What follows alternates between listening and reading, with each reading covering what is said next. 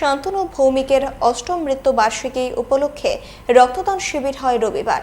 CITU Jirania মহকুমা কমিটির উদ্যোগে সংগঠনের রাজ্য কার্যালয়ে শিবিরে উপস্থিত ছিলেন প্রাক্তন মুখ্যমন্ত্রী মানিক সরকার, বিরোধী দলনেতা জিতেন্দ্র চৌধুরী, সিআইটিইউ রাজ্য সভাপতি মানিক দে, রাধাচরণ দেববর্মা।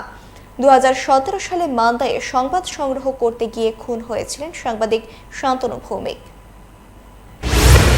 খবর আমাদের কাছে সিবিআই যথারীতি শান্তনু ভৌমিক তার খুনি কারা চিহ্নিত করে চার্জশিট দেবে।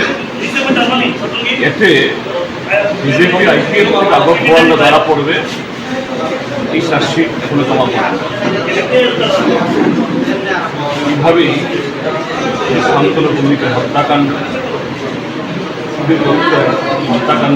অপরাধী এদেরকে আড়াল করা, অর্থাৎ তাদের যে উদ্দেশ্য বামফ্রন্ট সরকার হটানো এটা হয়েছে, কিন্তু তারা বিচার পায়।